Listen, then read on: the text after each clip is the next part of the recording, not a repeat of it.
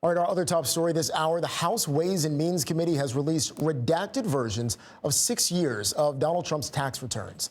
The committee already released summary reports last week, concluding that the IRS failed to audit the former president's taxes. The release of his tax returns earlier today caps off a multi-year legal battle between Trump and lawmakers that ended last month when the Supreme Court rejected the former president's bid to keep his tax returns private. Trump lambasted the records release earlier today. Take a listen. Now, in an outrageous abuse of power, the radical Democrat Congress illegally obtained and leaked my personal tax returns, which show only that I've had tremendous success. It's been an amazing period of time. The seizure of these confidential records was completely unconstitutional.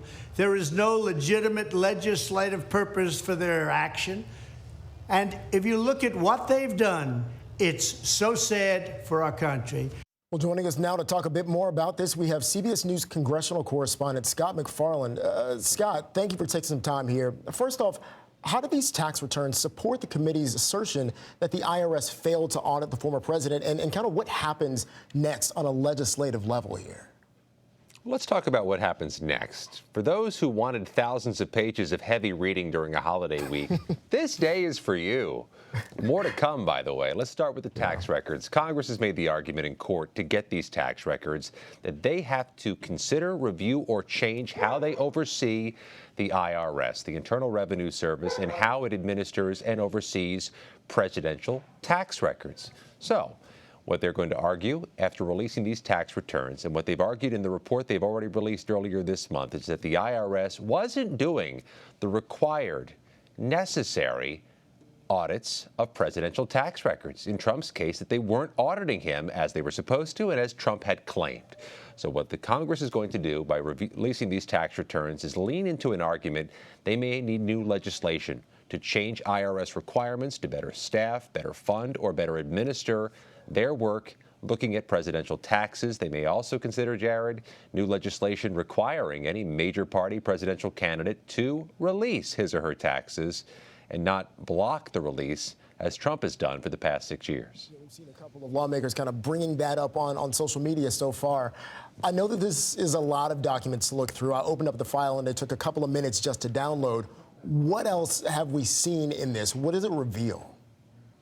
Well, what the Democrats on the House Ways and Means Committee argue is that these documents, as slow as they load, reveal that Trump was taking deductions for which he didn't have proper documentation or to which he was not entitled properly. So they are making the argument he was averting or skating past taxes he could have been paying to the U.S. Treasury.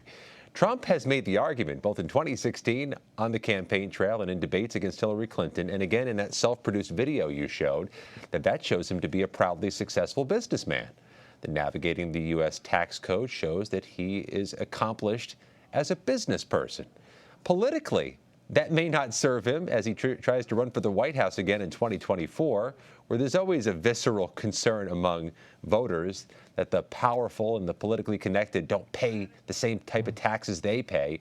But in terms of legal exposure, that's far from clear, in part because, Jared, it's going to take many hours, if not days, for even experts to navigate their way through what is clearly some complex tax records from a businessman and president. Yeah, and you were talking about this here because there is the legislative side of things, but also the political. Could the release of these records impact or factor into former President Trump's run for the White House in 2024 and anybody else for that matter? Such a good but challenging question, because for most political leaders, this could be kryptonite, showing taxes avoided, taxes not paid, would be politically toxic or crippling for most political leaders. But for Trump, there's always this potential use or galvanization of bad news or investigations to generate heat and passion among his supporters.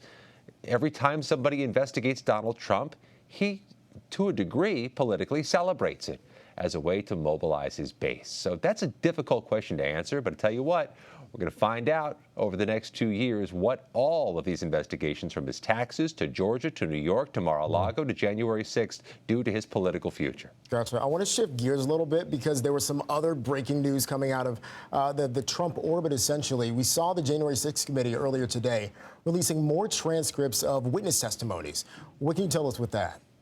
Yeah, I wasn't kidding. If you want to read thousands of pages this week, this is your day. There are about a dozen or so more transcripts released. Ginny Thomas, wife of Supreme Court Justice Clarence Thomas, is asked about election fraud claims. She responds that millions of people believed it, so she was looking into it.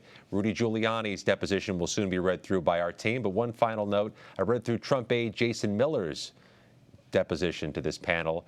He makes pretty clear Donald Trump, on the night of January 6th, after the attack, Jared, still didn't believe it was Trump's supporters responsible. It's going to be interesting to see how any of this plays politically or when it comes to the courts as well. Thanks a lot. Absolutely.